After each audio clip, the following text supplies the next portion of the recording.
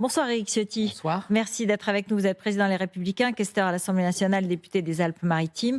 Je reviens avant de parler de la réforme des retraites sur un incident qui a fait beaucoup parler ce soir à l'Assemblée nationale. C'est le garde des Sceaux Éric Dupond-Moretti qui a fait 2 bras d'honneur en direction d'Olivier Marleix, le président du groupe LR, qui venait d'évoquer les mises en examen au sein du gouvernement. Lui, il dit ce sont des bras d'honneur qui ont été faits à la présomption d'innocence par Olivier Marleix. Bon, ensuite, il a compris qu'il avait choqué un peu et il a présenté ses excuses à Olivier Marleix et à la représentation nationale. Est-ce que vous les acceptez ce soir? Bien sûr, mais ces gestes sont totalement inacceptables. Et les excuses n'effacent pas le geste. Voilà, maintenant, le garde des Sceaux, et heureusement, est revenu sur une attitude qui n'avait pas sa place dans l'hémicycle, de la part d'un ministre qui, manifestement, a un peu perdu son calme. Donc, vous passez, vous avancez et vous acceptez les excuses néanmoins. Juste la situation aujourd'hui. Mobilisation réussie selon vous pour les syndicats cette journée. Mobilisation record, 1 280 000. Appel à la reconduction à la suite du mouvement, à des manifestations encore samedi. Et puis surtout, demande de rendez-vous avec Emmanuel Macron. Est-ce que le président doit recevoir l'intersyndicale? C'est à lui de le dire. Je ne suis pas à sa place. Ce qui est sûr, c'est que cette situation de tension, elle est aussi le résultat d'une absence d'écoute. Nous avons reçu les syndicats, tous nous disent que même en 2010, dernière grande réforme des retraites, sous Nicolas Sarkozy, il y avait un dialogue quasiment quotidien entre l'Élysée et les syndicats, malgré leur opposition, que jamais le fil n'a été interrompu. Là, il y a une forme d'interruption qui, naturellement, n'est pas saine, n'est pas pertinente. Il faut se parler, même s'il y a des désaccords. C'est l'essence même de la démocratie. Alors là-dessus, du coup, je vais aller à une question que j'avais prévue plus tard, mais que je vais poser tout de suite, c'est que Aurélien Pradié, qui est un peu un de vos opposants internes, qui a voulu des modifications de cette loi sur la retraite, il reçoit Laurent Berger demain. Ils font une conférence de presse commune demain à l'Assemblée, devant l'Assemblée. C'est leur problème. C'est pas celui des Républicains ni du groupe des Républicains. Mais donc vous condamnez, vous regrettez, C'est une initiative personnelle, comme souvent, qui n'est pas partagée par le groupe ni par le parti. Bon, on y reviendra. Alors, s'il y a des blocages qui durent pendant la semaine, vous dites, comme Bruno Retailleau, il faudra bloquer les bloqueurs? En tout cas, la grève est un droit, le blocage est une dérive. Le blocage continuel qui empêche les gens d'aller travailler, de vivre au quotidien, je le redis, n'est pas acceptable dans une démocratie qui se veut, qui se doit d'être apaisée. Et donc, vous demanderez des réquisitions sur les raffineries? Il y a des outils, ils doivent être mis en œuvre. Il est hors de question que les Français soient entravés dans leur liberté de vivre, de circuler, tout simplement. Et il y a des outils juridiques, ils devront bien entendu être activés. Je note aujourd'hui que la mobilisation, vous me posiez la question, elle est naturellement importante, mais elle est comparable à celle de la première manifestation. Donc, et elle est beaucoup plus faible de ce qui avait été constaté en 95 ou en 2010. Donc je crois que les Français, même s'ils n'approuvent pas, les enquêtes d'opinion le disent, cette réforme, savent que quelque part, et c'est ce qui guide mon attitude personnelle, une attitude de responsabilité, elle est nécessaire. Elle est d'autant plus nécessaire que ceux qui nous dirigent depuis maintenant 11 ans n'ont pas pris les mesures pour sauvegarder un système qui est aujourd'hui en péril et qui menace nos retraités. Parce qu'il y a une évolution démographique. Nos futurs retraités, pas nos retraités d'aujourd'hui. Et les retraités d'aujourd'hui risquent de voir demain leur pension s'effondrer. Parce que si on revient sur l'état du système, il y a un déséquilibre démographique qui est en train de s'installer. On vit plus longtemps et c'est heureux, c'est un progrès formidable, l'espérance de vie est plus longue. Il y a un rapport entre actifs et retraités qui est en train de s'inverser. Il y a une cinquantaine d'années, 4 actifs payaient la pension d'un retraité. C'est le système par répartition qu'a voulu le général de Gaulle pour tout le monde. Et aujourd'hui, on est à 1,7 actif, un salarié pour un retraité. Mais vous voyez, Donc quand il n'y a pas 36 solutions, je termine juste là-dessus. Soit pour sauvegarder ce système, et moi je souhaite qu'on le sauvegarde, on baisse les pensions, y compris des retraités d'aujourd'hui. C'est-à-dire qu'on romprait le contrat social qui fait que ils ont travaillé hier et que demain, on vient leur dire « Ah non, vous avez cotisé, vous avez travaillé, mais on paie moins vos pensions. » C'est pas acceptable. Je refuse qu'on baisse les pensions des retraités actuels comme ceux de demain. Il y a une autre solution, c'est d'augmenter les cotisations. Ça va aboutir à quoi? À une baisse des salaires. Et donc du pouvoir d'achat. Est-ce que c'est pensable dans la situation actuelle où les Français souffrent? Et c'est de ce dont ils souffrent en premier, d'une crise de pouvoir d'achat. Donc il reste une solution, à laquelle tous les pays d'Europe ont recouru.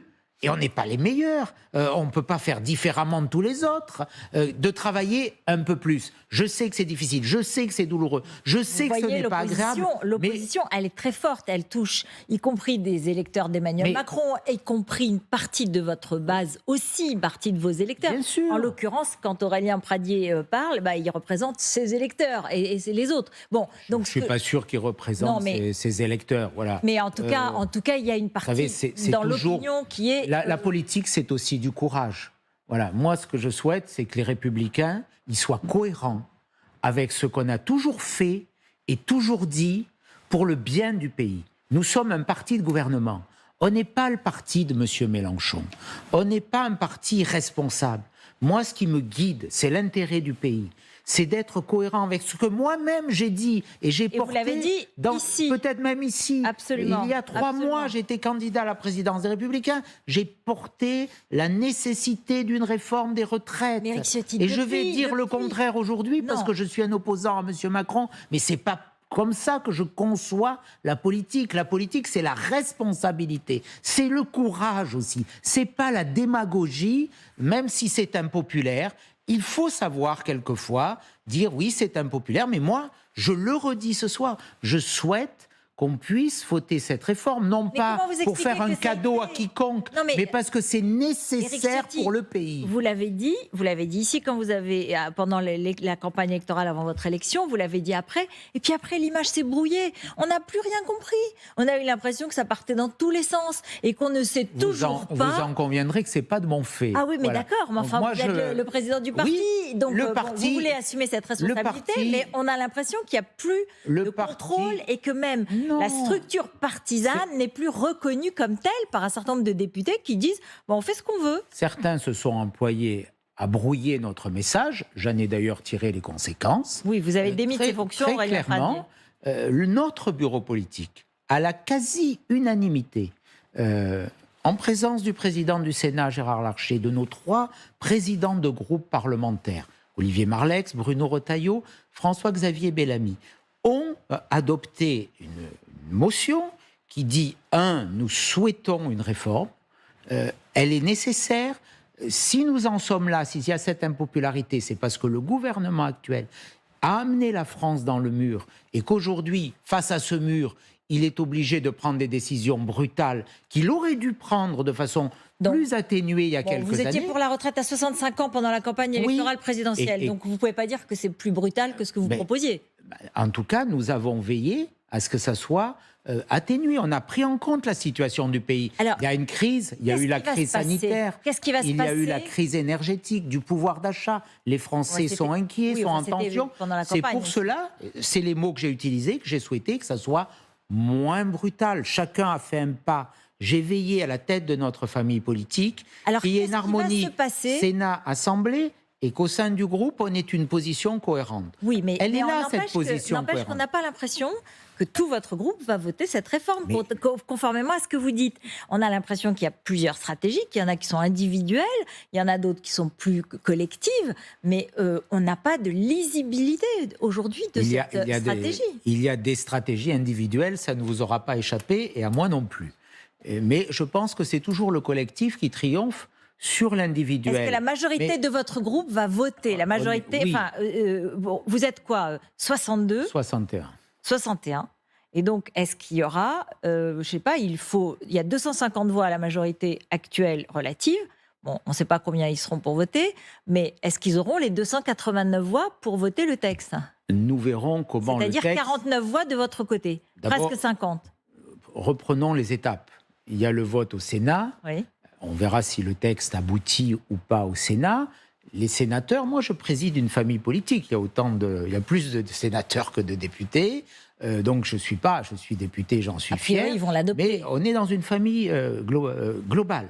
Le Sénat a porté. Le débat a été confisqué à l'Assemblée par l'outrance et la violence des insoumis qui ont pris en otage la démocratie, qui ont fait de l'Assemblée une ZAD. Le Sénat a fait avancer les choses. Nous l'avions fait avant. Pour ça qu'on a discuté avec la Première ministre. Peut-être. Trop tôt, vous ne regrettez pas? Mais non, parce que le débat n'a pas eu lieu à l'Assemblée. On a eu des avancées. On a évité le hold-up sur les fonds Agirc-Arrco.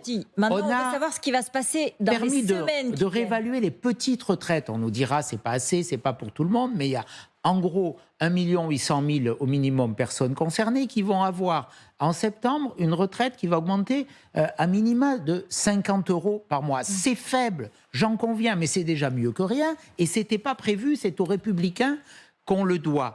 On a, vous l'avez rappelé, permis de passer de 65 à 64. Le Sénat a pris en main la question essentielle de la politique familiale, qui est l'angle mort de la politique macronienne, qui a conduit à une baisse de la natalité considérable. Depuis 2012, 100 000 naissances en moins par an, du fait des erreurs des politiques Macron. Mais je reviens sur les avancées. Oui. Le contrat pour les seniors, le CDI senior, les avancées pour les mères de famille, tout ça, ce sont mes amis sénateurs du groupe des Républicains qui le portent.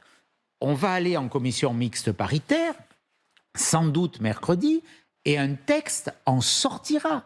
Il reste la question des carrières longues, qu'a porté tout le groupe républicain à l'Assemblée, qui dit une chose simple. Mais que les sénateurs n'acceptent pas.